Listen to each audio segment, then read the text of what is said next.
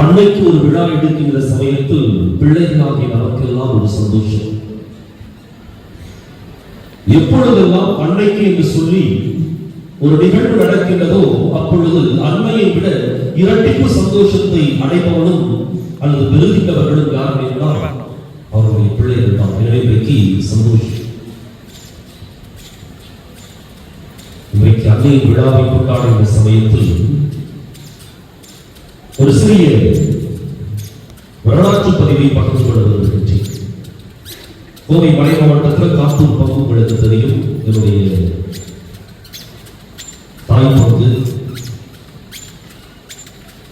1955ஆம் ஆண்டு அங்கு இடைவிடா சகாய அன்னையினுடைய நவநாள் துவக்கப்பட்டது. இன்றைக்கு ஏறக்குறைய 70 ஆண்டுகளை கடந்திருக்கிறது.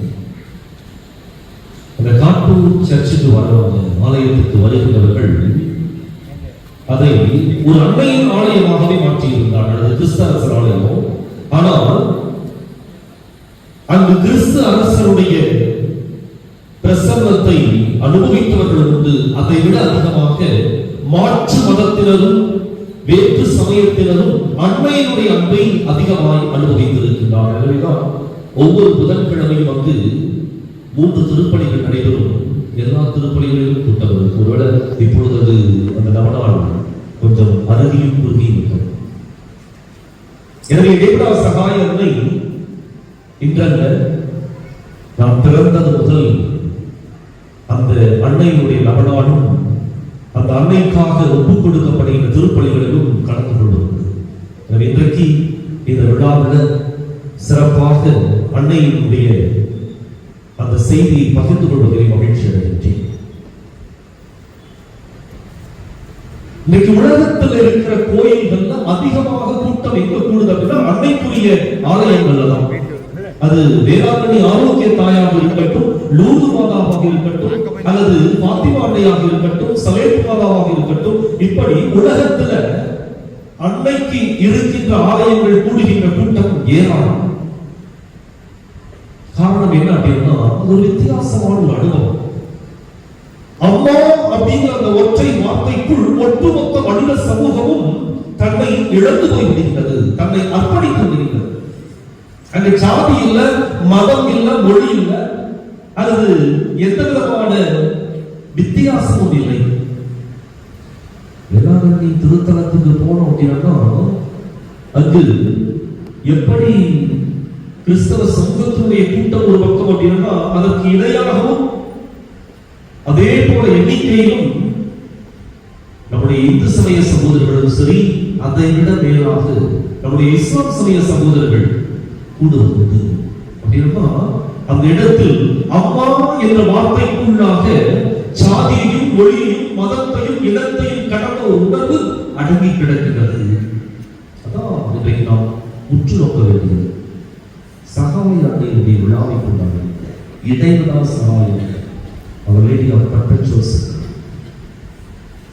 இன்னைக்கு 3 விதமான சிந்தனைகளை உங்களோடு பகிர்ந்து கொள்கின்றேன். அம்மா அப்படிங்கிற ஒரு ஒற்றை வார்த்தைக்குள் அல்லது அந்த உணர்விற்குள் அன்பு என்பது உள்ளடக்கம். 1977ஆம் ஆண்டு அமெரிக்க ஐக்கிய நாட்டில் நடந்த ஒரு உண்மை நிகழ்வு.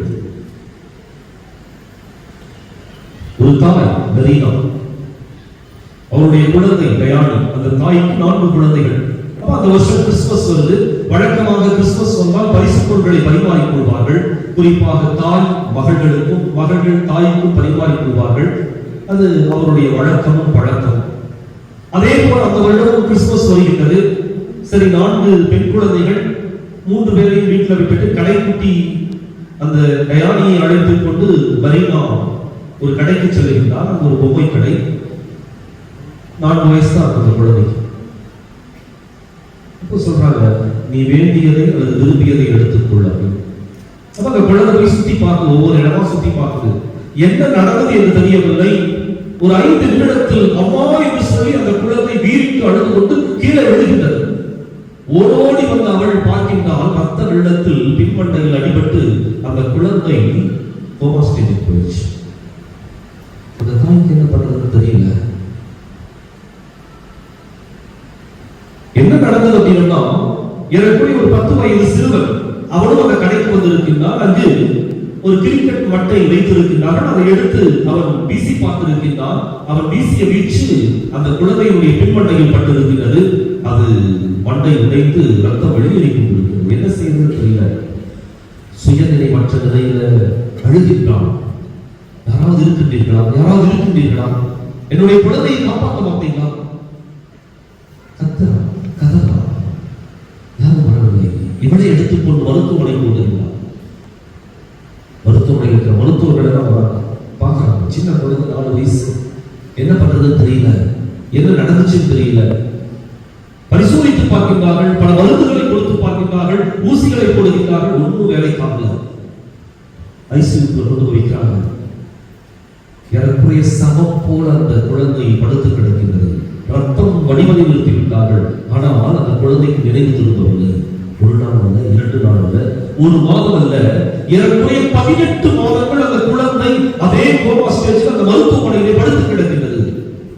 இந்த தாய் செஞ்ச காரியம் என்ன அப்படின்னா, அந்த குழந்தையுடைய படுக்கைக்கு அருகாமையிலே இருந்து டயானி டயானி டயானி என்று சொல்லி கத்திக்கொண்டே அவருடைய காதுகளுக்கு அருகாமையில் சென்று அழைத்துக் கொண்டே இருப்பான். ஒரு சின்ன அசைவு கூட இல்லை. 18 மாசம் முடிஞ்சிருச்சு. 1 வருஷம். 4 வயசுல அந்த குழந்தை 5 வயசு ஆயிடுச்சு. ஒரு நாள் அந்த மருத்துவர்கள் எல்லாம் ஒன்று கூடினார்கள். இனி இந்த குழந்தை இருக்கிறது ஒண்ணுதான், இறக்கிறது ஒண்ணு. அவ்வளவுதான் அந்த குழந்தையுடைய ஆயுசு. அவர்கள் எல்லாம் ஒன்று கூடிவிட்டு என்ன செய்யலாம் அப்படின்னு சொல்லிட்டு ஆலோசித்து விட்டு இறுதியாக அந்த தாயை கூப்பிடுகின்றார்கள், அழைத்து சொல்லுகின்றார்கள். அம்மா, 18 மாசம் ஆகணும், முயற்சி எடுத்து பார்த்துட்டோம், இனி வேலைக்காகாது. ஒன்னே ஒன்று மட்டும் செய்யணும். என்ன செய்யணும்? இந்த குழந்தை இருக்கிறது ஒண்ணுதான், இறக்கிறது ஒண்ணு. என்ன செய்ய முடியும்? பேசாம இந்த குழந்தை இந்த வேதனையை அனுபவிப்பதை விட ஒரு விஷம் ஊசி போட்டு இந்த குழந்தையுடைய வாழ்க்கையை எந்த தாய்க்கு வளர்ந்து வரும். அந்த குழந்தை சமமாக கிடந்தால் கூட மீண்டுமாக அந்த குழந்தை எழுதுவராமா என்ற ஒரு எதிர்பார்ப்பு இருக்குமே ஒழிய எந்த தாய்க்கும் வளரும் சொல்லி போவா சொல்லணும். டாக்டர், உங்களால முடியாதுன்னா விட்டு, நான் என் குழந்தையை நான் பார்த்துக்கிறேன். எடுத்துக்கொண்டு ஓடினான், தன்னுடைய வீட்டுக்கு ஓடினான். அங்க வச்சு பராமரிப்பார். 1 நாள் 2 நாள் அல்ல, 5 வருடங்கள் அல்ல, கிட்டத்தட்ட 6 வருடங்கள்.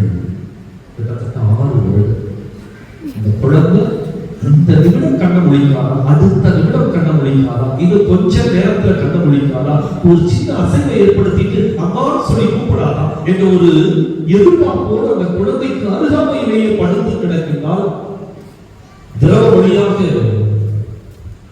உணவை ஊட்டி கொண்டிருக்கின்றால் எல்லாம் பண்ணிட்டே இருக்கிறாங்க. இந்த தாயினுடைய வேதனைக்கும் அவருடைய முயற்சிக்கும் பலன் கிடைத்தது. 6 வருடங்கள் கழித்து அந்த குழந்தை மெதுவாக தன்னுடைய கால்களை அசைத்த உடனே அன்றைக்குத்தான் அந்த தாய்க்கு சென்ற உயிர் திரும்பி வந்தது. காலை அசைத்த குழந்தை கையை அசைத்தது. சில நாட்களிலே மெதுவாக எழுந்து உட்கார்ந்தது. இறுதியிலே அந்த குழந்தை எழுந்து நடக்க ஆரம்பித்தது. இப்பொழுது அந்த தாய்க்கு என்ன செய்வதும் என்ன சொல்வதும் என்று தெரிகிறது. சந்தோஷம். எந்த குழந்தையை விஷ ஊசி போட்டு கொன்றுவிடலாம் என்று சொல்லி மருத்துவர்கள் தீர்மானித்து ஒரு முடிவெடுத்தார்களோ அந்த குழந்தை இன்றைக்கு எழுந்து நடக்கின்றது. தூக்கலாம் அந்த குழந்தையை தூக்கலாம். 12 வயசு அந்த குழந்தையை தூக்கலாம். தூக்கிட்டு மருத்துவமனை நல்லா இருந்துச்சு. நான் தூக்கி சந்தோஷத்துல தூக்கிட்டே வந்தாங்க. தூக்கிட்டு வந்தோம்னா இருக்கிற மருத்துவர்களை எல்லாம் கூப்பிட்டு ஐயா பாருங்க, அவங்களுக்கு ஞாபகம் இல்லை. 7 வருஷத்துக்கு முன்னாடி நடந்தது ஒன்றும் ஞாபகம் இல்லை. என்ன பிரச்சனை கேட்டாங்க. இந்த குழந்தையை பரிசோதித்து பாருங்கள். பரிசோதித்தார்கள். 100% 100% அந்த குழந்தை பூரண சுகம் பெற்றிருந்தது. ஒரு சின்ன வித்தியாசம் கூட இல்லை. சரி, இந்த குழந்தைக்கு என்ன இல்ல, இந்த குழந்தையை ஞாபகம் இருக்கா 7 வருஷத்துக்கு முன்னாடி? சரி, நம்ம ரெக்கார்ட்ஸ் எடுத்து பாருங்க. அந்த ரெக்கார்டுகளை எடுத்து பார்க்கின்றார்கள். அவர்கள் எடுத்த அந்த தீர்மானத்தை இப்பொழுது நினைவுபடுத்தி பார்க்கின்றார்கள். அவங்க சொன்னாங்க, தலைமை மருத்துவரை இருந்த அந்த மருத்துவமனையில சொன்னாரோ, இந்த உலகத்துல மருத்துவத்தை தோற்கடிக்கின்ற ஆற்றல் தாயன்புக்கு உண்டு என்று சொல்லி நீங்க நிரூபிச்சிட்டீங்க. அம்மா என்ற வார்த்தைக்கு அன்பு என்பது அந்த உணர்வு மிக ஆழமானது. அந்த உணர்வுகளுக்குள் பயணித்தவர்களுக்கு மாத்திரமே அம்மாவை இழக்கின்ற பொழுது வருகின்ற வருத்தம் எப்படி இருக்கும் என்பது தெரியும். 2வது அம்மா அப்படிங்கிற அந்த உணர்வுக்குள் ஐக்கியம் என்ற அர்த்தம். ஒன்றுபடுத்திக் கொள்வது, தன்னை இணைத்துக் கொள்வது. எந்த குழந்தை அந்த தாயுடைய கரங்களில் கொடுக்கப்படுகிறதோ அந்த குழந்தையுடைய உணர்வுகளுக்குள் பயணிக்கின்றவள் அன்னை ஒருத்தி மாத்திரமே. அம்மா மட்டும்தான் அந்த குழந்தைக்கு எது தேவை என்பதை உணர்ந்து புரிந்து கொடுப்பவள். குழந்தை அழுவோம், அப்பா சொல்லுவாரு ஏன் அழுது பாருங்க. ஆனா அந்த தாய்க்கு தெரியும் அது பசிக்காக அழுகின்றதா அல்லது தன்னுடைய வலிக்காக அழுகின்றதா. அந்த குழந்தை எதையோ ஒன்றை தேடி அழுகின்றதா அல்லது அந்த குழந்தை அம்மாவினுடைய அரவணைப்பிற்காக அழுகின்றதா. அது அந்த தாய்க்கு மட்டும்தான் தெரியும். அப்பா சொல்லிடுவாரு, அழுது போய் பார்க்க. அம்மா என்ற அந்த உணர்வுக்குள் ஐக்கியம் என்பது ஒரு குழந்தை, கை குழந்தையும் ஒரு அம்மா வளர்த்துட்டு வராங்க. 5 மாசம் 6 மாசம் தான் இருக்கும். அந்த குழந்தையை தொட்டில் போட்டிருக்காங்க. நாளெல்லாம் அவர்கள் உழைத்து களைத்து சோர்ந்து போய் படுக்கின்ற பொழுது நேரம் 11 குழந்தை கை குழந்தையை வைத்திருக்கிற தாய்மார்களுக்கு நன்றாக தெரியும் எப்படிப்பட்ட ஒரு அலுப்பும் சலிப்பும் இருக்கும் அப்படிங்கிறது. அந்த குழந்தையோடு எல்லா காரியங்களையும் செய்து பார்த்து பழகி கழுவி தூய்மைப்படுத்தி இதெல்லாம் பண்ணிட்டு இருக்க தாய்மார்களுக்கு தெரியும் கை குழந்தையை விட்டு ஒரு நிமிடம் கூட தெரிய முடியாது. தொட்டில போடுறாங்க. 11 மணி படுக்கைக்கு செல்லிருக்காங்க. 12 மணி அந்த கிராமத்துல ஒரு திருடன் புகுந்து வருகின்றார். ஊரே எழுதுகின்றது. ஐயோ திருடன், ஐயோ திருடன். ஒட்டுமொத்த கிராமம் எழுதுகின்றது. அன்னை எந்திரிக்கவில்லை. அந்த அம்மா தூங்கிக் கொண்டே இருக்கின்றார். குழந்தையை தூங்கிக் கொண்டிருக்கிறது. எல்லாம் அவங்க 2 பேரை தவிர அந்த கிராமத்தில் இருக்கிற எல்லாரும் இருக்கிறாங்க. மறுபடியும் அந்த திருடனை அடித்து உதைத்து விட்டு படுக்கைக்கு போறாங்க. கிட்டத்தட்ட ஒரு 1-1:30 இருக்கும். திடீர்னு பார்த்தா ஒரு வீட்டுல தீ பிடிச்சிருக்கு. அந்த வீட்டுக்காரங்க கத்துறாங்க, ஐயோ தீ பிடிச்சிருச்சு, தீ பிடிச்சிருச்சு. மறுபடியும் ஒட்டுமொத்த கிராமமும் எழுதிட்டது.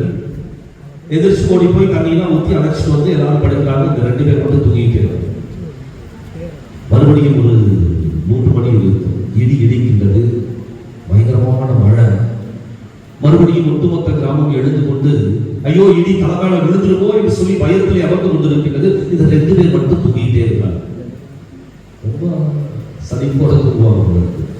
எல்லாரும் என்ன செய்றாங்க, இவங்க 2 பேர் மறுபடியும் ஒட்டுமொத்த கிராமம் படுக்கைக்கு செல்கிறது.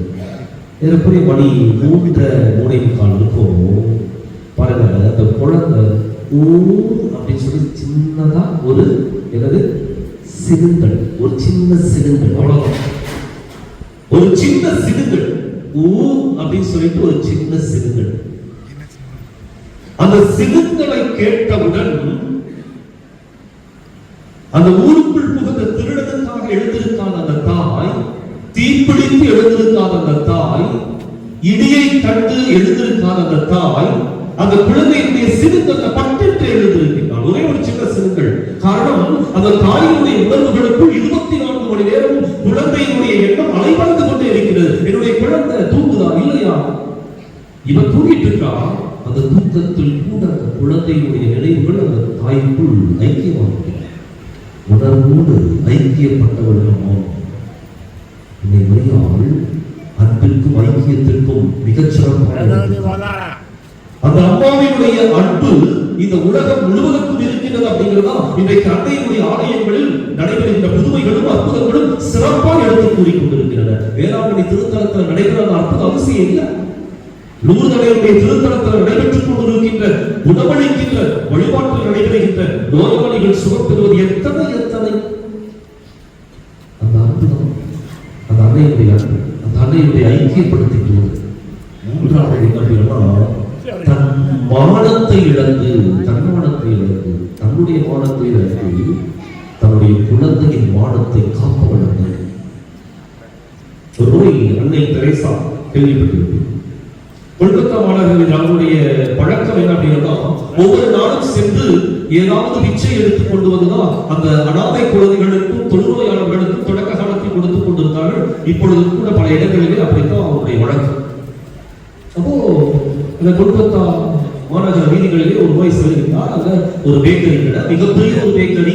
அங்க போய் ஏதாவது கிடைக்கும், போய் கையில் வைத்துதான் நிச்சயம் இன்றைக்கு ஒரு நாளைக்குரிய உணவாவது என்னுடைய குழந்தைகளுக்கு அல்லது கைப்பெண்களுக்கு அல்லது தொழுநோயாளிகளுக்கு கிடைக்கும் என்று ஒரு எதிர்பார்ப்பு. போறாங்க, போய் ஐயா ஏதாவது இருந்தா கொடுங்க, இல்லைன்னு சொல்லி அனுப்பிச்சிருக்கிறோம். ஆனால் அந்த கடையினுடைய முதலாளி செய்த அவமானகரமான ஒரு செயல் என்ன அப்படின்னா, திட்டம். உங்க மாதிரி ஆளுகளாலதான் இந்த ஊர்ல பிச்சைக்காரர்கள் அதிகமாயிட்டாங்க, உங்க மாதிரி ஆளுகளாலதான் ஏழைகள் அதிகமாக இருக்கிறாங்க, உழைக்காம சும்மா சோறு சாப்பிட்டு உங்களுடைய தயவுல வாழ்ந்து கொண்டிருக்காங்க. இஷ்டத்துக்கு வார்த்தை அடையிருந்தோம். கடைசியில இங்க எல்லாம் ஒண்ணு இல்லை அப்படின்னு சொல்லி காரி அன்னையுடைய கையில துப்புறோம். உங்களுக்கும் எனக்கும் மானமும் ரோஷமும் ஒத்துக்கொண்டு வந்திருக்க வேண்டும்.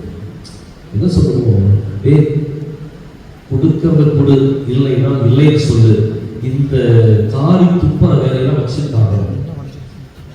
ஆனால் அந்த அன்னையுடைய வாயிலிருந்து அந்த வார்த்தை வித்தியாசமான, எனக்கு இதைய கொடுத்துட்டீங்க, என்னுடைய குழந்தைகளுக்கு இன்னும் எதை கொடுக்க போகிறீர்கள்?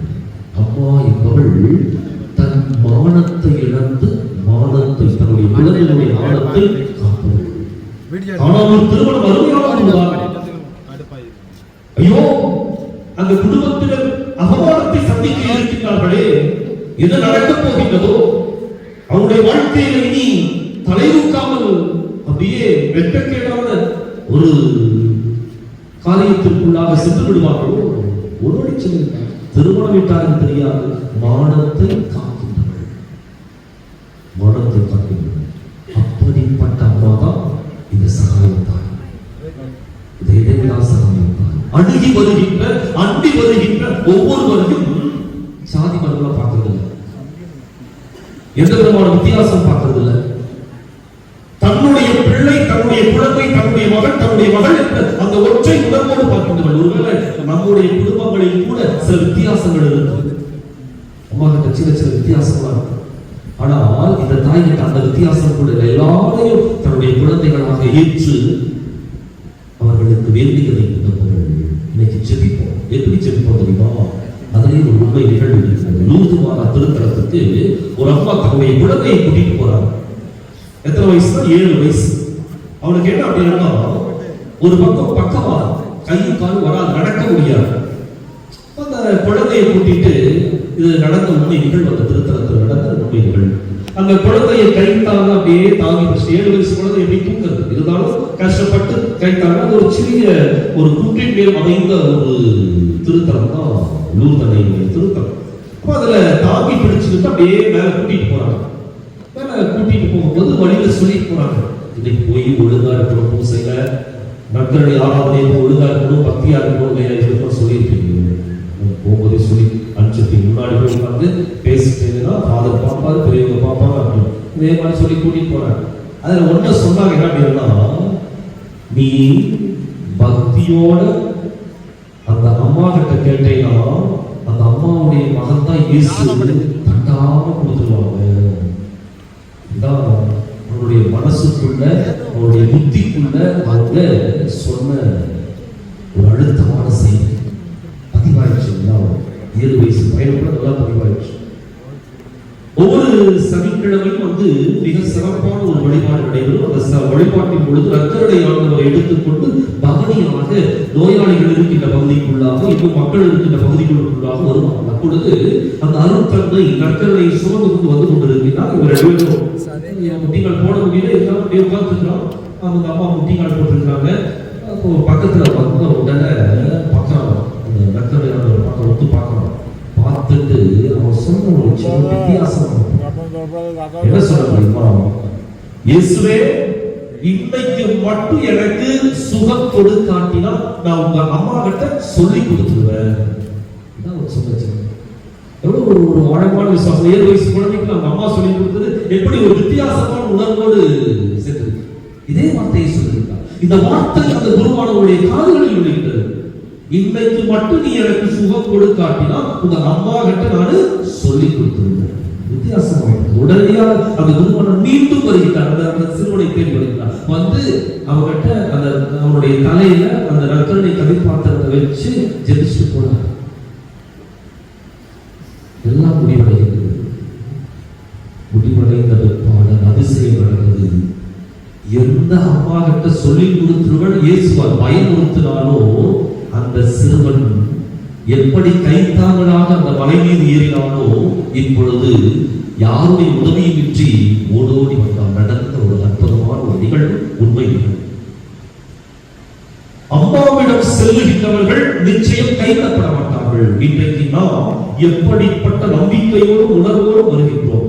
அம்மா அப்படின்னா அன்பு, அம்மா அப்படின்னா ஐக்கியம், அம்மா அப்படின்னா தன்னுடைய மானத்தை, தன்னுடைய குழந்தைகளுடைய மானத்தை காப்பவள். இன்றைக்கு நம்முடைய ஜெபம், அம்மா நான் உங்களை தேடி வந்துட்டேன், உங்க மகன்கிட்ட சொல்லி எனக்கு எல்லாத்தையும் வாங்கி கொடுங்கன்னு சொல்லி உறுதியாக கேட்டா நிச்சயமாக கொடுப்பவள் அன்னை. இன்றைக்கு அந்த உணர்வோடு தொடர்ந்து திருப்பணியில் நாம் ஜெபிப்போம். அன்னை என்றுமே நம்மை காத்து வழிநடத்துவாள்.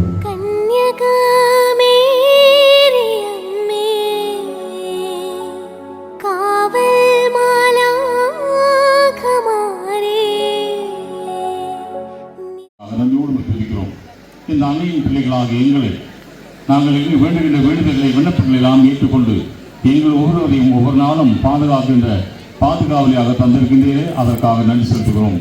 இன்றைய தினம் அந்த மாதாவுக்கு நாங்கள் செலுத்துகின்ற வணக்கமும் மகிமையும் இயேசு அந்த பாடுகளை துன்புறுத்தலை இன்றைக்கு திருச்சிலுவையின் மகிமை அந்த சிலுவை அடியிலே இருந்து இந்த அன்னை இந்த மகனை தன்னுடைய மடியிலே தாளாடினார்கள்.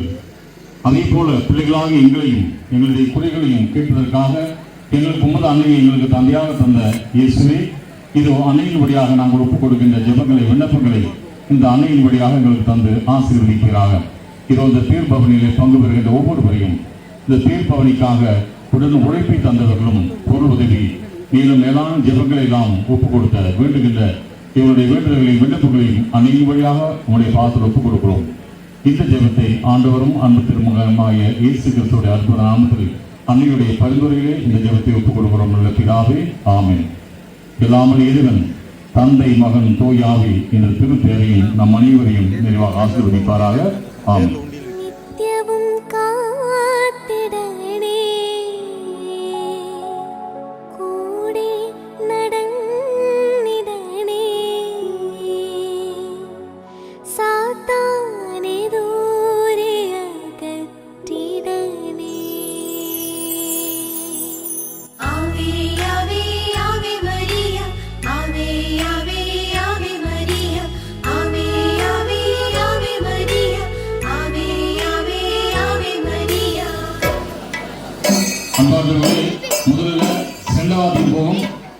கேடு செய்தவர்கள் பிற்பாடு நாமெல்லாம் அவர்களுக்கு பின்னாடி பின்தொடர வேண்டும். கைகளிலே மெழுகுதிரிகள்